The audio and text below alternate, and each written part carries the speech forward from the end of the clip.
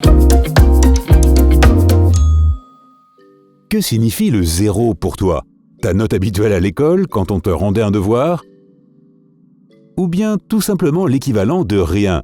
Dans ce cas, attends voir à quoi ressemblerait notre monde si on enlevait le zéro juste le temps d'une journée. Et si tu aimes les défis mathématiques, reste jusqu'à la fin pour nous aider à résoudre le problème le plus impossible qui soit. Un monde sans zéro. Tu seras peut-être surpris d'apprendre que le zéro n'existe pas depuis toujours. Oui, nous avons déjà vécu dans un monde sans lui, ou en tout cas, sans compréhension du concept de zéro. Il a été inventé en Inde au cours du 5e siècle, et il est étroitement lié à l'ancienne culture de cette région. Le nirvana ont donné au calme absolu, à l'absence d'angoisse et de désir. Ils ont donc imaginé un symbole circulaire qui désigne ce rien. Ils l'ont appelé Shunya. La forme du zéro symbolise le cycle de la vie, ou comme on l'appelle aussi, le serpent de l'éternité. Pour les Indiens, le zéro signifiait aussi l'infini. Ce nouveau concept révolutionnaire a finalement été repris par les Arabes et inclus dans leur système numérique que nous utilisons encore aujourd'hui. Mais pourquoi l'humanité a-t-elle mis autant de temps à appréhender quelque chose d'aussi fondamental que le zéro? Eh bien, ce n'est pas vraiment quelque chose que l'on peut observer dans la vie de tous les jours. Tu peux aisément voir 3 oiseaux perchés sur une branche d'arbre ou 2 abeilles qui volent autour de ta canette de soda. Mais zéro, l'absence de quelque chose, tu ne le vois jamais et tu n'y penses jamais parce qu'il n'est pas là pour que tu le perçoives. Pourtant, le zéro est incroyablement important. La vie aujourd'hui sans le zéro.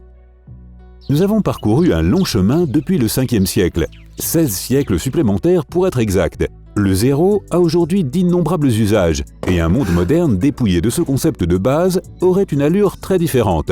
Tout d'abord, on ne pourrait plus compter au-delà de 9 ou au-dessous de 1, puisque le nombre 10 contient un zéro, n'est-ce pas? Bien sûr, il n'y aurait plus de comptage possible, mais ce n'est pas tout. Les fractions de nombres, comme 0,804, sont inférieures à 1, et 9,01 est supérieur à 9. Sans le zéro, tout le système de mesure s'effondrerait. De là, tu peux dire au revoir aux ordinateurs. Tous tes réseaux sociaux, tes jeux en ligne, tes vidéos YouTube, tu ne pourrais plus les apprécier dans cette dystopie sans zéro. La base de tout programme informatique est le code binaire, et ce code est constitué de 0 et 1. Pendant qu'on y est, oublie aussi la télévision, le chargement de tes gadgets électroniques, le réchauffement de la nourriture au micro-ondes et même le simple fait d'allumer la lumière. On est déjà revenu au Moyen-Âge, c'était rapide.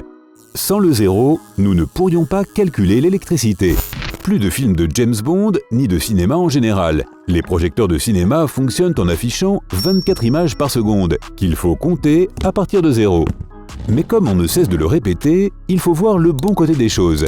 Fini de monter sur cette fichue balance et d'espérer que le nombre va diminuer tout seul comme par magie. Les tailles de vêtements et les comptages des calories n'existeraient plus non plus. Sur ce point, comment les médecins feraient-ils les examens médicaux? Il n'y aurait plus de compréhension de la taille et du poids. Tous ces équipements électroniques dans les hôpitaux ne fonctionneraient plus non plus. IRM, rayons X, électrocardiographe, nous ne serions même pas capables de mesurer le pouls d'un patient.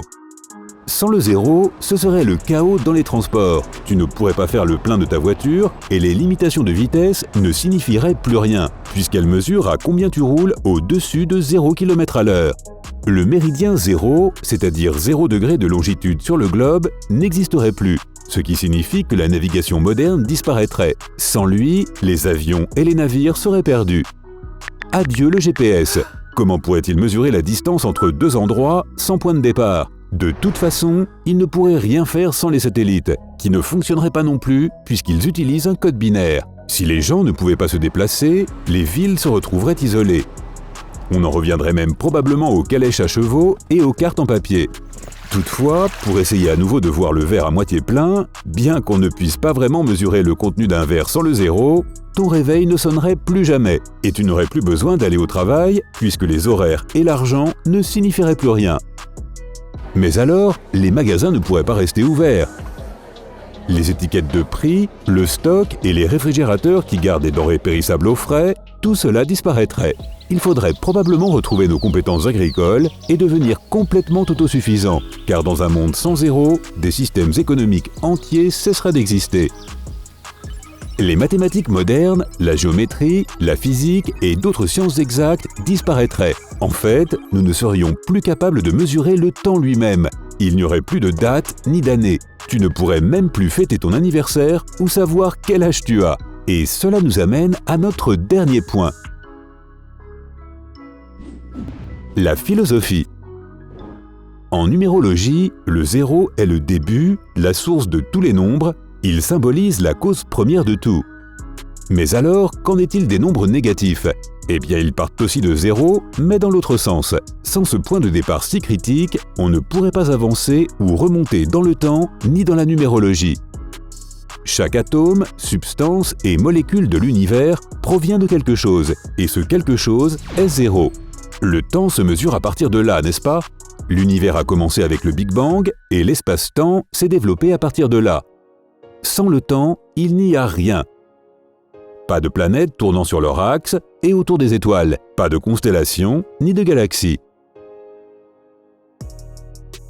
On voit bien désormais que le zéro vaut un peu plus que rien, n'est-ce pas? Bien sûr, il ne faut pas s'attendre à ce que le zéro disparaisse un jour. Tout cela est purement hypothétique.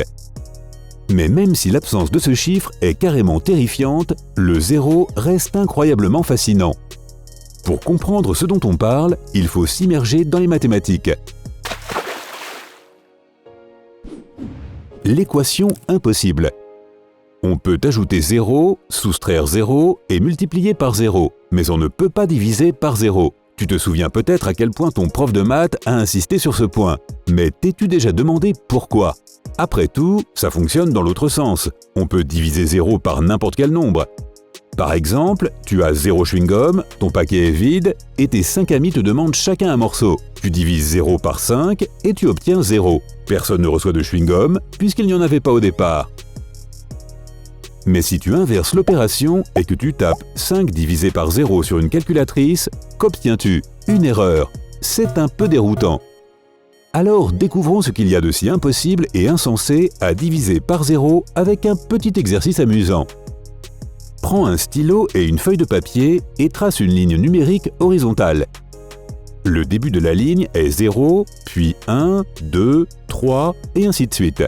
Il va falloir rafraîchir certaines connaissances acquises à l'école, à savoir ce que sont les nombres inverses. Il s'agit de deux nombres dont le produit est égal à 1. Prenons un exemple. Regarde le chiffre 2. Son inverse est 1 sur 2.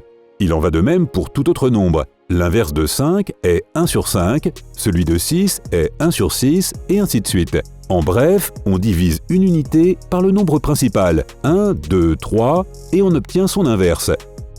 Peu importe quel est le nombre principal, 2 et 1 sur 2, 10 et 1 sur 10, 500 et 1 sur 500, etc. L'inverse sera toujours compris entre 0 et 1. Il ne tombera jamais en dessous de 0 et il ne dépassera jamais 1. Quant au chiffre 0, cette équation de nombre inverse ne fonctionnera jamais avec lui. Et maintenant, la meilleure partie. Plus un nombre est éloigné de 0, 3, 32, 192, 500, plus son inverse se rapproche de 0. 1 sur 3, 1 sur 32, 1 sur 192, 1 sur 500. Et plus le nombre inverse est proche de 0, plus le nombre de base est éloigné du point de départ de notre ligne de nombres. Imagine maintenant ce point de départ. Peux-tu créer le nombre dont l'inverse est égal à 0? 0 est inférieur à tout nombre positif. Son inverse doit donc être supérieur à tout nombre positif. Quel nombre est supérieur à n'importe quel nombre?